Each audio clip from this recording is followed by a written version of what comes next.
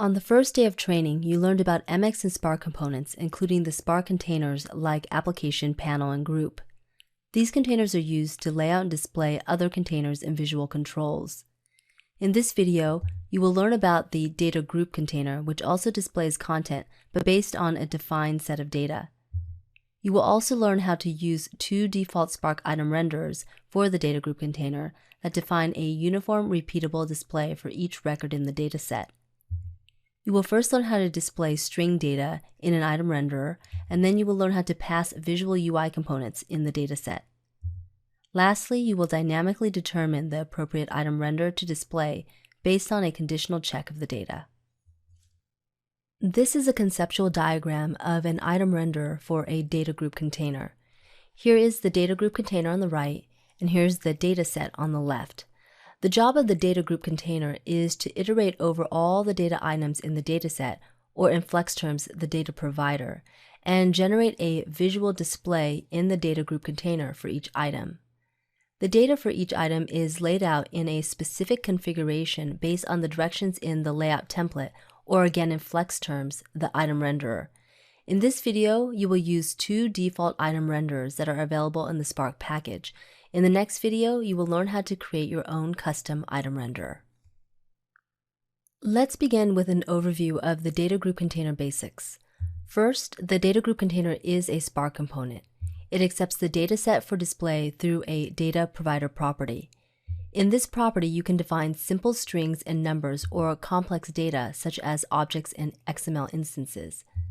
The DataGroup class converts these data elements into visual elements for display using an item renderer. Keep in mind that the DataGroup container is a non-skinnable container. I will address this last point in day 5 of the training. This is the starter MXML application for this video and related exercise. I will first show you how to work with simple text data. The data itself is a non-visual element, so I am creating it in the declarations tag block. Within this tag block, I'm creating an array list instance with an ID property value of employee list. Remember that an array list is a bindable complex object similar to an array collection, but lighter weight because it does not include the sorting capabilities of array collection. I am pasting 4 string instances with employee names. This is my data set. Below the label control, I'm creating a DataGroup container block and adding a data provider property. To this property, I'm binding the employee list instance of the data I just created. When I save the file and run the application, you can see a runtime error that says that Flash Player could not create an item renderer for Samuel Ng. The DataGroup container requires that you also define an item renderer property that references an item renderer class instance. An item renderer class defines how the provided data will be visualized and is based on the type of data that will be displayed. There are 2 default item renderer classes that are in the spark.skins.spark package. The default item renderer class is used to display simple data like strings or numbers. The default complex item renderer is used to display UI components. As I mentioned earlier, you will learn how to create a custom item renderer in the next video. Also remember that the DataGroup component is a container with a layout property. By default, all of its content is laid out using the basic layout class, but you can change this as you will see shortly. Back in Flash Builder, I'm adding an item renderer property to the DataGroup container instance and setting its value to the spark.skins.spark.defaultItemRenderer class. When I save the file and run the application, you only see a black blob. Remember that I said that the default layout property value is the basic layout class. This means that all the data elements have X and Y values of 0 and are stacked on top of each other in the display. Inside of the DataGroup container tag set, I'm creating a layout tag set and assigning a vertical layout instance to its value. I'm also adding the padding left and padding top properties with a value of 25. When I save the file and run the application, you can see that the employee names are displayed vertically below the header text. Earlier I mentioned that you would use the default ComplexItemRenderer class to display visual components. This literally means that you assign the UI elements as the data in your data provider property. In this code example, the ArrayList instance has bitmap image spark controls rather than string values for the data. In the ArrayList instance, I've added 4 bitmap image controls below the string values. The source property for each instance points to a JPEG in the images directory.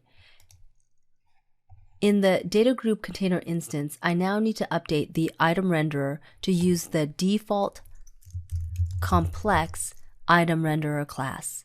When I save the file and run the application, you see only the employee images and not their names displayed, despite the fact that the name strings are in the data provider. This happens because the default ComplexItemRenderer only displays visual elements and does not display simple text values. To mix the two types of data, I will implement the ItemRenderer function property, which will evaluate the type of data to be displayed and then use the proper ItemRenderer class for the job. You will pass each data item to the function as an object instance, and the function will use a class named classFactory to create a new instance of the appropriate renderer and return it to the DataGroup container. The function itself determines the type of data in the item by doing a simple data type check. If the data is simple, you will create a default ItemRenderer instance. If the data is a visual element, then you will instantiate the default ComplexItemRenderer class. Note that you can also use classFactory to return a custom item renderer as well. You will learn how to do this in this video, but you will not learn how to create a custom item renderer until the next video. In the DataGroup component instance, I'm removing the ItemRenderer property and adding the ItemRenderer function property with a value of renderer function. My next step is to create this function to test each data element defined in the ArrayList instance to determine the correct item render to use. Below the script comment, I'm creating a script block.